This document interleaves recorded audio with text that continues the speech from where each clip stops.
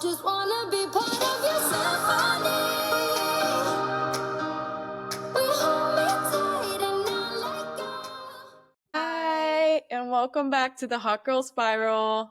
Welcome back, everyone. Thanks for joining us again. We just wanted to say that we're so thankful for all of the views, the comments, subscribers. the encouragement, Yes, the verbal encouragement, the texts. the text messages. Very nice of everyone. And We really we're glad that appreciate it. you're enjoying it. And At we least love the that's what you say. feedback. It doesn't all have to be positive. Mhm. Like, I am well aware that I'm a beginner at editing videos. Yes. That's very obvious. Speaking of editing videos, I had so many people because in the last episode I said how one of my highs was that I think it was my high that I was going to go to Toastmasters. Mm-hmm. And then I realized that in the video edit, you put that Toastmasters was not attended. I just would like to clarify, okay, that I did go to the Toastmasters event.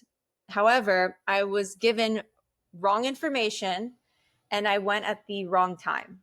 So I did show up at 7:30 and I walked in and there was a group of guys eating pizza and they asked what I needed and I said I'm for the Toastmasters and they said, "Oh, that was 7 in the morning." And then I nicely thanked them and I walked out. So, but I just want to clarify that I did. Yes. Okay. Anyways, okay, let's start with our highs and our lows.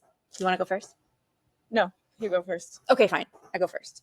Okay, so my high for the week, I guess I'm going to do the week that we just had because yeah.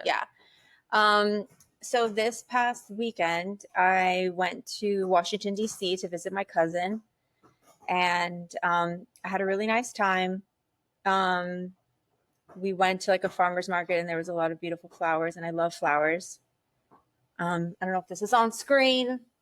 I did this arrangement. It's one of my hobbies, kind of, but that was really nice. And I got my tragus pierced. Okay. It actually didn't hurt too bad. You should do it. It was just like a pressure and it wasn't bad. And I think it's cute. And another thing that we did that I really actually had to be like kind of pushed to do is my cousin. I don't know why people love rock climbing. Like, It's so fun. you like that? Yeah. I'm surprised you like that.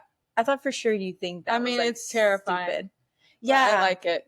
Well, it's indoor rock climbing and it's But hard. still, it's kind of scary, even though that you're. No, it was. Well, did you have like a rope? No. Oh no. No, and everyone like whatever. If you can't, my thing was like if I tried to grab something and I couldn't reach it, I'm gonna fall. Yeah. But then if you like don't submit to the fall, like You're and you gonna try to hurt land, you yourself. can hurt yourself. So I was Yeah. like, please don't fall, please don't fall. I didn't fall, but I did get a really big bruise on my leg. I'm But surprised you did that. I'm proud of you. yeah, I have a picture of myself that someone took.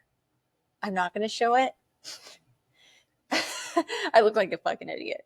But yeah, and so that was like I don't like that kind of stuff and like people there watching and stuff. So and my cousin was like, "Go do it." And she Yeah. knows I need to be like pushed a little bit.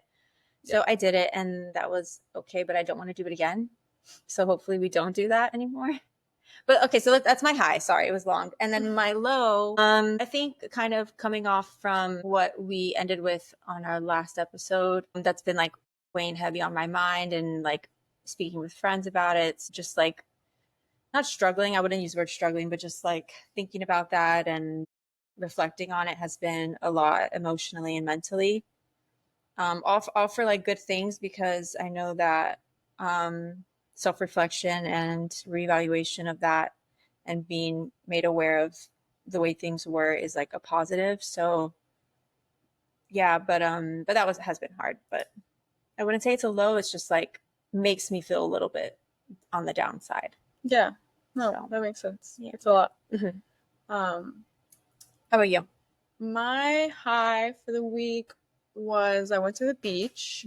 Your favorite? I love the ocean. I just love swimming in the ocean, just like diving down and like being immersed in the water.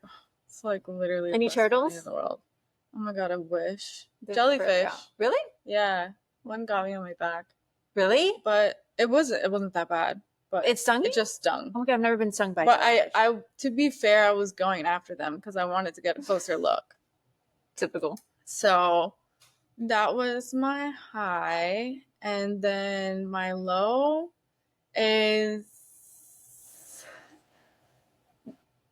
not this moment, but the preparation for this moment. Preparing for today's podcast has been like really emotion provoking and packed, and it's just really heavy. And so just preparing for this has been, I would say, my love for the week. Same. I think we have both the same lows, which is nice because we were low together. Yeah. And we could talk about it.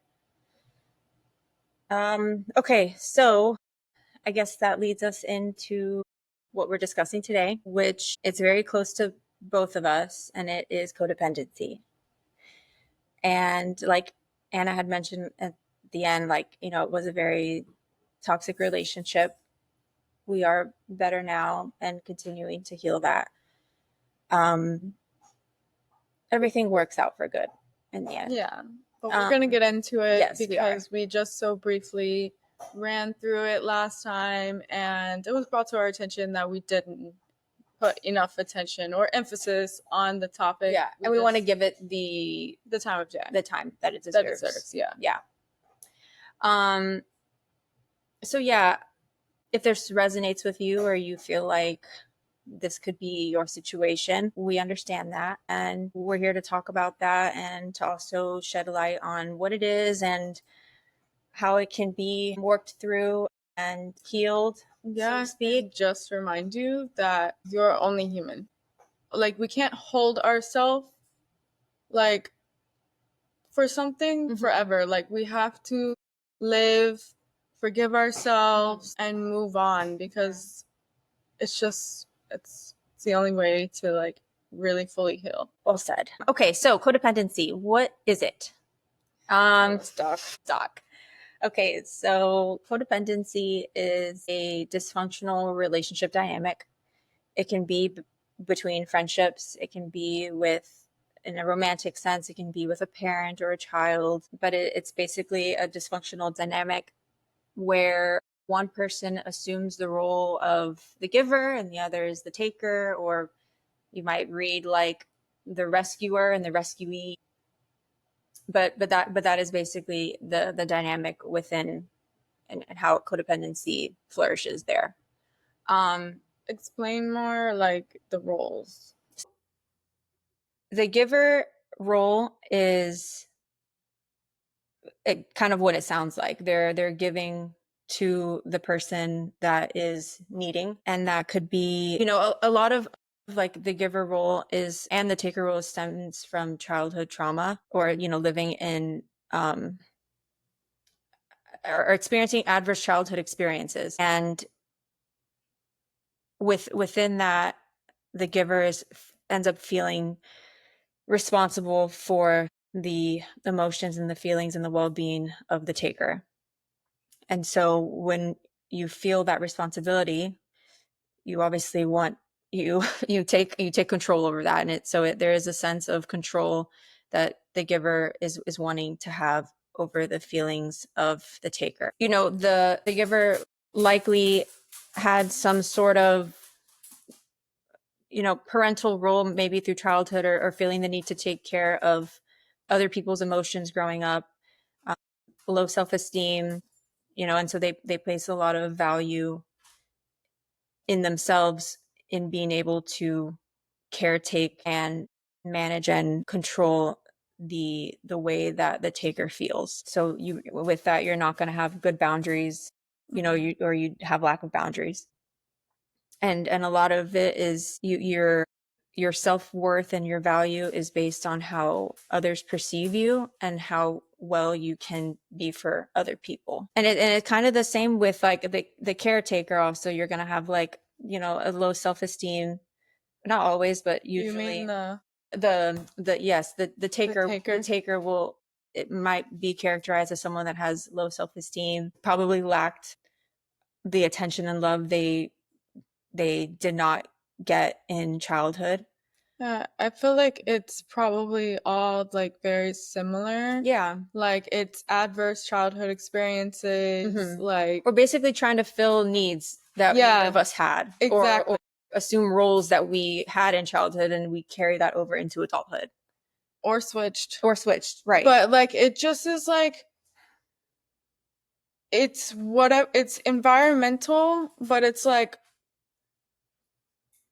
we could go through the same thing and then one of us become a taker and one of us become a giver. Yeah. Because it's just how you respond and like how like who you are and how like I don't know, like your chemicals, I don't know, to the detail, but you know, like it just like depends. Yeah, because I mean, yeah, you're right, because I assumed a role growing up of managing family's emotions, my family's emotions, and having to kind of like play the quiet role and make sure that other people were okay, and like being able to hold a sense of peace. So in that, I'm able to control. And I guess my response in adulthood could have been, you know, I need someone to give me the attention that I Yeah. never had, and someone to acknowledge my feelings. And for whatever reason, I guess I just fell into the role of continuing that pattern Yeah, of continue what you caretaking. felt comfortable. Yeah. And the same for you. Like you could have had the same, you did take care of. Yeah, I had a caretaking role Mhm. and then I became the taker Yeah. as an adult. Right. And it's very layered too. I think that it could be, there's a lot of like, you know, what is it called? Comorbid condition? No, comorbidities. Yeah, comorbidity. Comorbidities that can play into that, I guess. So I don't know. It's just how we navigated the world and how we saw and what we were able to do and manage. And we became the roles that we became. And then if it's not clear, our relationship was the rescuer, the rescue. We just kind of fell in, or, you know, assumed those roles in our friendship. Yeah, and like she said, it's very layered Mhm. and we obviously can't touch on everything. But we are gonna run through our story a little bit and give a little bit of explanation that is well deserved. So I'm anxious. I know. Okay, so for I guess a way that we can like get into our friendship. I guess this maybe we could talk about like what each of us felt Okay. in that time, if it's like if we can go back to it and kind of see, you know, what that looked like. But I think for me, I would say there was a lot of isolation. Yeah. You felt that? I felt that for me and for you. Mm-hmm. Because like as much as like I know that I was like the problem, I was in a fight or flight, life or death kind of mode Mm-hmm. 24/7 and I became to depend on you to like just survive. Like you felt like you were my only lifeline because no one else knew anything about what was happening or how I was feeling or doing. Like, I wasn't close to anyone. I had friends, but not in the same city. And I was just like very isolated. It became toxic pretty quickly. Yeah. And like she said, she took on the caretaking. And what I was getting at is that in the isolation perspective, I feel like I caused you isolation because I needed your full attention. And whenever you gave your attention elsewhere, it was like triggering for me. And it brought like abandonment issues back up from like my childhood and stuff. So like and that's still something that I deal with, not particularly with you, but like just in general, like silly things, feeling abandoned. Mm-hmm. But like that's something I'm working on trying to like, because I am fully aware that what I'm feeling is ridiculous. Not ridiculous, but like it's not true. Right. Like I'm not being abandoned. I'm fully aware of that. But the only problem is the pain of feeling abandoned is still that same, it still feels like the pain is still there. It still feels as if I'm being abandoned. Whether or not I can tell myself I'm not, it doesn't affect the pain, like the level of pain that I'm experiencing. So it just is very real. Yeah. And that's where it's like, it's hard for people to understand. Like, and especially when you're like in such a dark place where I was, and just like, you, I, I don't know. I wouldn't do it again. Like, I wouldn't run it through the same way again. But I also know, like, I don't know if I would be here if it wasn't for you. Like, really. I can't picture it going differently. I mean, I know obviously it can, but like, and I would never want to do, I just would never want to do it again. Like, it was truly not a good time. Like, not a good experience for either one of us. Yeah. No, I agree. And I think I like the isolation and everything. It's crazy how like obviously we can't know like what would happen if things were to play out differently. I guess at that time, kind of what you were saying with it being like fight or flight, life or death, like for me, it was life or death. Yeah. You know, it was very, Like, you were juggling my life. yeah. And I knew and I felt that if I had any other, you know, connections or I knew what I knew. The thing is that I knew exactly what if I was to take a step of action, I knew that that would cause you to feel a type of way. And then in my head, it wouldn't be like, well, I'm not responsible for Anna's feelings. Anna's responsible for her feelings. I'm responsible for what I do. But in that, if I knew that if I did something, how you were going to feel if I continue to act in that way, I'm perpetuating that. And I hold rips. And that's where I took on the responsibility of your feelings. Yeah. Like and that's kind of goes back to the control thing from like from younger. If I could prevent an issue from arising at home, or if I could insert myself in a way that could calm a situation and you know, whatever. If I could do it, I would do it. And it worked. And it was like that validation of like, okay, this is working because the result that I'm wanting is what I'm getting. Everything's at peace. There's no fighting. So translate that to now, like, yeah, I know that if I can avoid doing this, or and it wasn't so like we're talking about it now very methodically. Is that the word? Like very thought out. Yeah. And like it sounds very clear coming from us. So it's not like this is all like looking back, you can see things clearly. That's how it always is like that.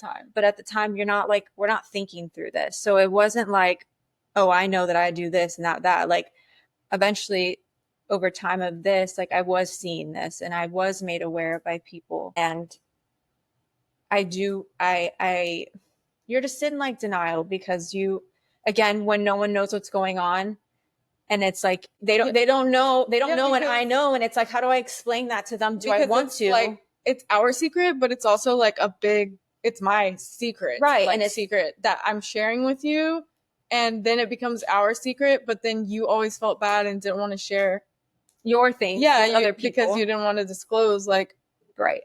Like, which I get, and I don't even know how I would have felt if you did disclose at that time.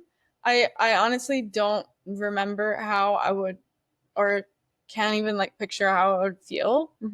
But I'm like thankful that now I'm in a place where I can talk about it, and I know that I'm not there anymore. I'm not that person anymore. And no, I agree. I think we started this whole thing with like the isolation feeling. Yeah. And so from the giver's perspective, the isolation just looks more of like you're like, aside from feeling alone, like I know that I distance myself from family and from friends. And I do regret that. And I'm super thankful that I have like people that like, I guess saw a little bit of what was going on, but still like loved me and like didn't give up on me. And so I am thankful for that. And like when we started this podcast, I said that everything works out for good. So like I think overall, like I still have those friends and that's still there. And I still have like, you know, my family and my parents and my brother and, you know, everyone else that was still around. Yeah. So I am thankful for that. Feelings of hopelessness, constant. 1,000%. Like, I think hopelessness was like, that's why hope has always been my least favorite word in the English language. Like, I hate the word hope. Why? I just hate it because it feels so empty to me. And I feel like hope for a lot of people is like full and like, I don't know, overwhelming in a good way. But like for me, it's always felt empty and I just hate the word. I was just saying that I feel like hopelessness was like my anthem. And I can't like try to sit here and describe like what I felt during that time because I'm just mind blown every single time I think back to where I was and then like know that I'm like right here right now. Like I'm mind blown. Like I can't fathom it in my head. Like I still don't know how I got here. Like it doesn't make sense. Like I was like in such a bad place for so long. Like it felt like this is just my life. And just I don't know. I still don't get it. Yeah. I will never understand like how I'm here. And see, like I'm like a person that has like a lot of hope. And Yeah, you do. I'm like a very, I don't like to say I'm a positive person because I think I like think negatively a lot. Like, and you know what? It's funny. The negative thoughts are usually about like myself, which ties back into givers having low self-esteem. And so that's most of my negative thoughts do surround myself particularly, but I don't ever have negative thoughts about, I mean, I'm human, so I have negative thoughts about other people, but for the most part, I like see beauty in everybody. Yeah, if you do. And like and so in that, coming from there, like I would say I'm a very hopeful person and like hopeful of other people and redemption and, you know, starting over and forgiveness. Like I'm big on that. And I think that for other people. Um, and I think I'm like that for other people. And I think that's why like you were someone that I could like, I don't know. And I guess another thing, giver, taker, rescuer, rescuee is like savior and person needing saving. And like as crazy as it sounds, and I know I'm not like God or anything holy, but like that's kind of like I felt like I could save you and I wanted to save you. I know, but I feel like you're kind of portraying it like you were the negative one in this a little bit, and I definitely was the one that was being selfish. And I understand that it's not like this is like a very extreme situation. This obviously is not like your average codependency in a friendship, and like it definitely alters like how you're supposed to handle the situation. But either way, we did it wrong, but that's not the point. We're here to grow and learn together. Yeah. But I don't think of myself as the negative. I just mean the way that you're portraying it because I think you're trying to protect me, and I get that, and I'm really thankful for that. I really am, but I'm not the victim, and I don't need to play the victim. So I understand that my actions hurt people, and the main person it hurt was you. And I realized that I can never make it up to you, but I will literally die trying. okay. Thanks. Thanks. We will be crying after this, by the way. I purposely didn't put on mascara. Really? Because I was like, if I cry, it's gonna get all my eyes and it's gonna burn. Oh my goodness. Okay. What else? So another feeling. Yeah. It's like for me, like just because of my low self-esteem, the value that I felt in being able to help you and caretake you, I think in some capacity. I was going to say in some sick, twisted way, but I don't want to say that because like I understand why I assumed that role and why I I became that. And I feel like it's hard for other people to understand. But because the self-esteem is so low and because I saw the value that I added to your life Mm-hmm. and how I could I found basically purpose and like Yeah. and worth in like if I was able to do something that brought you joy, that made me so happy because Yeah. I just wanted you to be happy. And it also really tuned into you wanting to be a mother and always wanting to be a Yes, mother. that too. I was your first baby. Basically, my first baby. Toxic baby. A toxic baby. No, but like it did. You're right. I have always wanted to be a mom. And I guess like in somewhere in that, it was just like, let me just caretake you. Yeah. And I saw that I was able to do that. And for not most part, but in some of that, it kind of worked. You had happy times. Yeah. And so it just like, I don't know, it's like this weird like positive feedback loop, but it's negative. You know, like I would do things, I saw it helped, and it's like continue, but that shit is just fucking it with me. wasn't like Is that a positive feedback loop or a helping. negative feedback loop? It wasn't like helping, but like It was it sustaining. was helping in the fact that I was alive. Yeah, that's So what I mean. like that's like what we were considering progress. Right.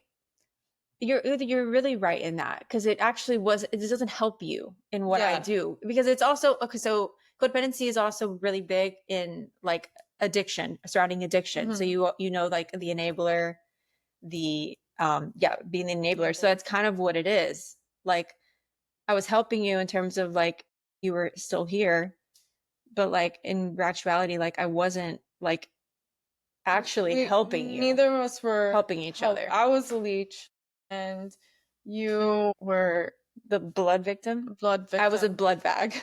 You were my blood bag. No, but yeah, no, it was heavy times, and it's still very heavy. And it's something that we are still working on. But I think that it's important that we address like all facets. All faucets all on, faucets. guys. Turn that water on. No, all facets of the friendship. What? Of just like codependency, and I feel like a big one is narcissism and The traits of the traits of narcissism, and just like when you Google it, like it's a lot and it's very negative, and Yeah, very like all about me. I do no wrong. I blame yeah, others. I and twist things. and like I am not trying to like redeem myself by any means. I just like I just wanted to survive, I think.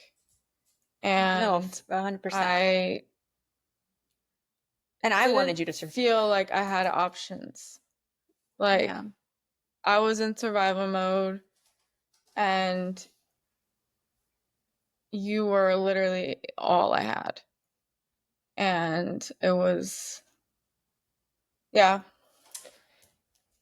But I'm really sorry for all the people that I took you away from. It was a time of life, and we were younger, and like I don't know, it just we fall into things, and you never see like the issue when you're in it. You can only see it when you come out of it, which I guess leads us into like how we are now, or like what we did to like help this, To help heal the like process. to like help heal this situation and to have a more relationship and friendship that is equally serving of the other. And you know what? Step one, awareness. Awareness. And we did not come to that conclusion on our own. It was our very special therapist V that, You know, we've spoken about her every episode. as we should. We love you. I hope you see forever. this one day. I'm gonna send it to her. You should. I am. I remember her calling us out on it. And let me tell you that this awareness stage lasted years and years and years. We were aware that we were codependent, but we didn't know how to fix it. We were like stuck in it. And I think that the biggest thing that has helped us is, well, for one, me making new connections, which was really big, and it was a long time coming, I guess. But I was gonna say, I feel like getting help and just like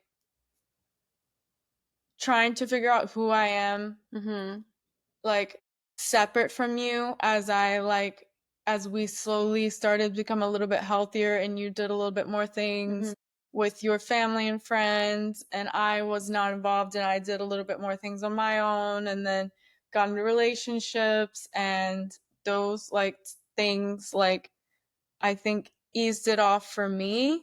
Yeah. And made things easier as far as like healing, because I feel like one of the main things in healing is like learning to take care of yourself. Yeah. And not depending on someone else to take care of you. And that's like in a self-care aspect, but also in like a like be independent aspect. Right. And I think I needed both. And so I think that that's like what pushed me, but I feel like you have a very different perspective. No, I guess it's kind of similar. I mean, I think when I became aware of this, like you said, it was in that, and I knew for a while. It was just hard to like act on it. Yeah, because things were still like, I still was like not maybe as severely functioning in this like life or death, but like it was still very possible and real. And then when you think about it, like, yeah, maybe things were better, but like the trauma of the years of uncertainty between life or death, like that carries over. And it, I'll be honest, like it kind of does still now in some way, you know, in some sense, like it's kind of there because we don't know the future, but not my problem. Just kidding. No, I'm kidding. But it really isn't. But it's not. But anyways, I just say that to say that the fear still looms. But I think when I was made aware, what I really just tried was, I think, to get you like social, like, and I think that helped with like work and like hanging out with people. Yeah, definitely. And trying to like build friends and, you know, people that, and it's not like dating. Yeah, and dating too, that. And it's like, it's not like, you know, you have to bare your soul to these people, just to have some like connection and social life. Which is something I never thought I could do. I never thought I had the capacity to have a connection. You were like my first true, real connection, deep connection in life. And like, after, like, it was just hard to imagine like being able to, and someone like wanting me as like fucking sick as I was. Like, I was just like, nobody wants me if they knew me. Right. But sorry, I just No, that's true. But it turns out people do want you, sick and all. And a big thing, which I will say that I'm still working on, is setting boundaries. And I think that a big part of like how we get into these roles is because we don't have boundaries. You know, still working on that, but it's better. And I think going along with like having friends and being social is like building that support system. And also in that support, I mean, I ended up like, you know, going to therapy myself because I was like, I need help. Like, I need to, like, I don't know what to do, or I need someone to talk to about it, because I really didn't have anyone. And I needed someone to just hear me and then like help me through it. And like, what do I need to do? How do I start, you know, creating a little bit of separation, or not separation, but, you know, distance, where I become like my one self versus like me and you are one. I need to Yeah. be one and you need to be one, and how that looks. And so, yeah, I think therapy helped a lot for me personally. As you became more social, it kind of loosened like the grip on me to like need to be there for you all the time. And we, I think, slowly started doing things on our own little by little. Like, you're going to do that with your people and I'll do that with mine. Or like, I'm going to go take a trip to see these friends, or I'm going to go visit this family. And it was little by little. And I mean, I don't know if it should have been more drastic. Because my whole thing is like, yeah, we're eventually going to like have two separate lives, but I don't know. It's kind of like cutting cold turkey. Like, would that have been helpful? I don't know. But in my mind, I said, well, little by little, like in little spurts. And then over time, you do a little bit more. And now it's, I don't know. I don't really think twice, honestly, when I want to go somewhere, when I want to do something, or if I go see people. Like, I don't think anymore about like your feelings. Yeah. I'm like, I'm just kidding. No, but it's just healthier as a friendship should be. Yeah. Where you want what's best for me and I want what's best for you. And we don't have this simultaneous life together. Yeah. We're our own two individual people with our own support systems. And sometimes those support systems merge because we do have the same friends. Mm-hmm. So like we have that space where we hang out together, where it's you and me, or it's you, me, and other people. And, you know, you have your family time and I have my family time. And it's a lot better now. Yeah, it's definitely a lot healthier. It is. And I just wanted to like, for the takers out there, I just wanted to like say, like, I know that like you're not in a good light, but don't like beat yourself up and try to be kind to yourself, because you did what you did for a reason, but it's not a justification. And I think like it's okay if you're not like 100%. Like I can't lie, like I still feel like a slight sense of abandonment sometimes when you do things.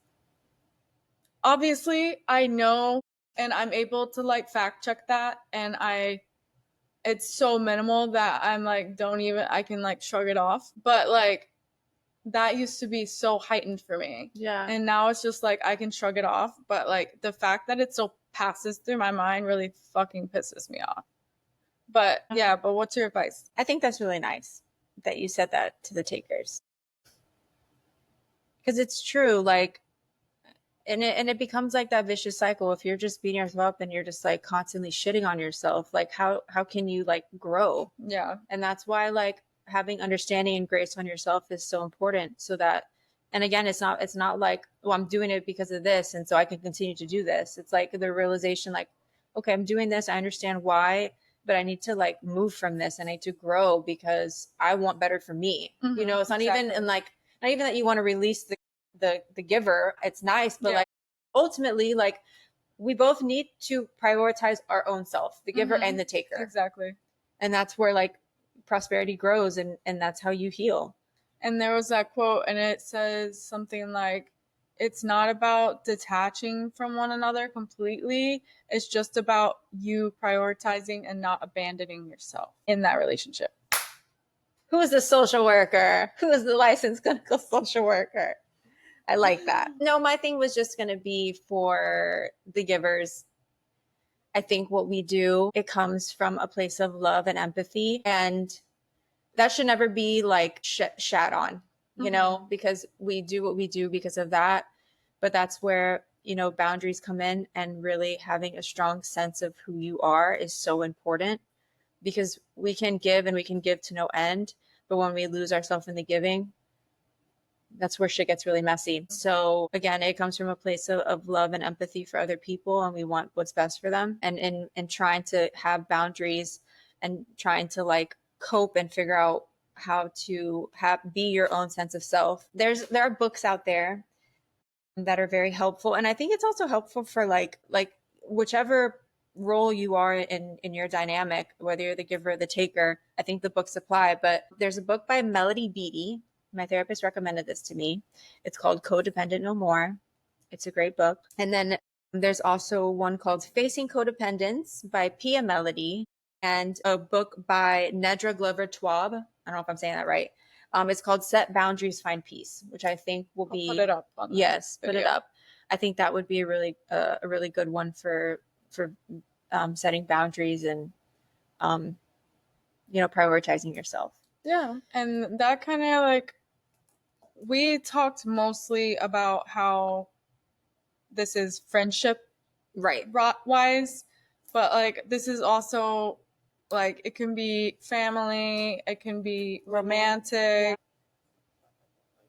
Like if you have codependency or like with any type of relationship, all of this is still very applicable. Yeah. Like same shit, different label. Yeah. But yeah, so you're not alone if you've been in this kind of dynamic before. Healing is possible. Don't be ashamed. Yes.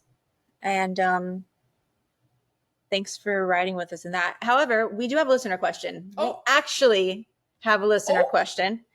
And it kind of goes into this because it's about like relationship. But the question is, dating is hard.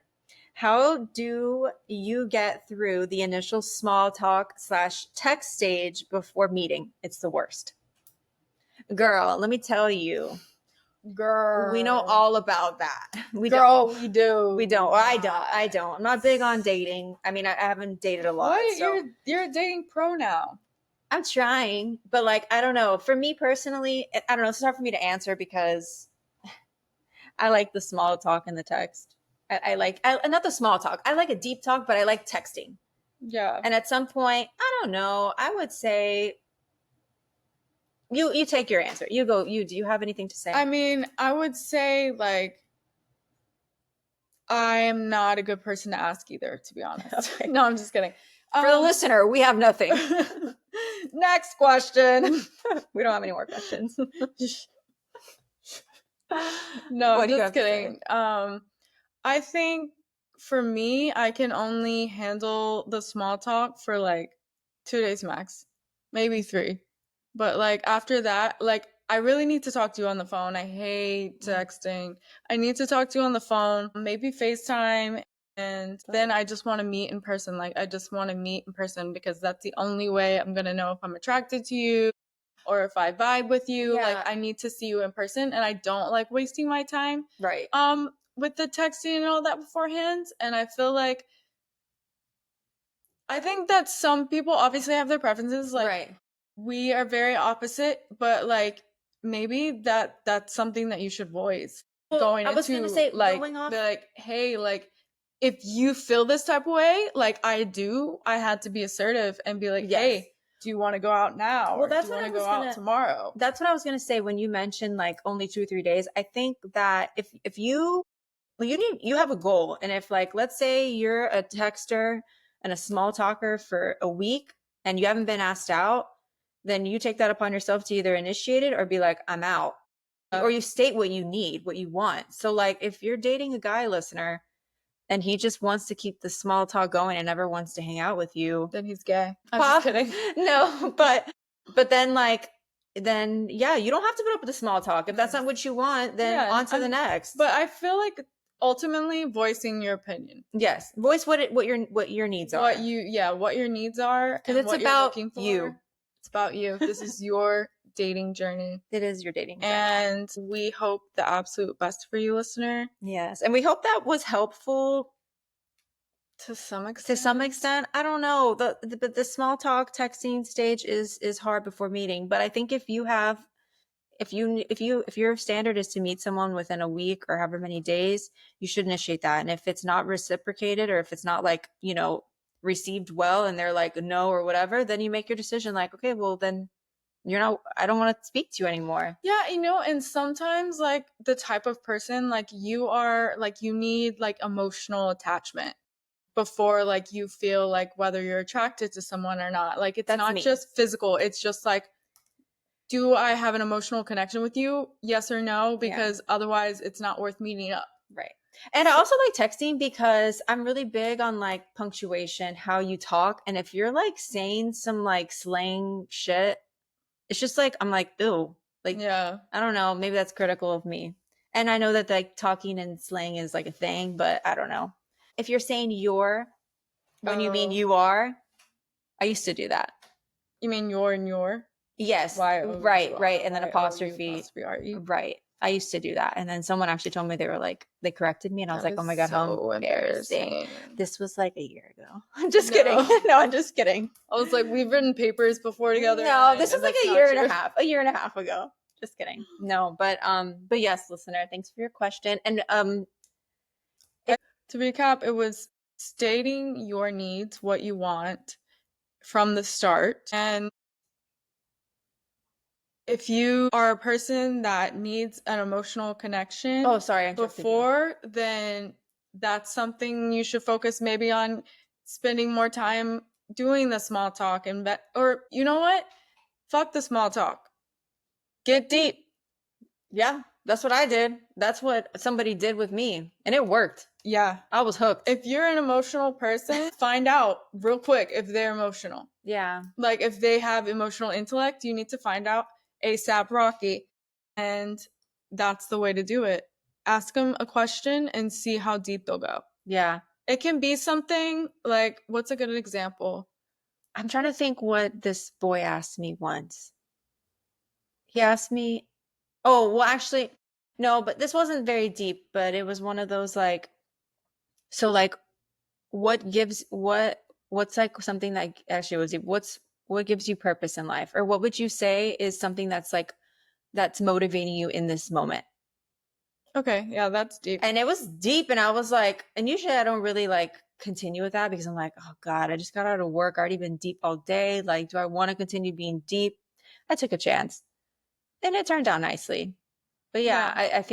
I think that's good. If you need that emotional deepness, then like ask a deep question and see what happens. Yeah, and if like for me, it's like I need to see you in person. One, I'm shallow. I'm sorry, I'm shallow. And two, like I need like it's vibes for me. Like, Yeah. I'm not shallow. yeah, she's not. I'm so- not. If you have a good personality, but If you you look like ugly, Shrek, she your girl. just kidding. Shrek is cute. We're working on in his own way. standards. Shrek is really sweet. Yeah. Anyways, thank you for being here and for listening and for Yes. joining us. And we spiraled down. We were spiraling down at one point, but I think we're on the upward spiral. We're definitely on that. And it's possible. Okay, Google me if you want. A spiral can go up. Facts. Thank you. Bye.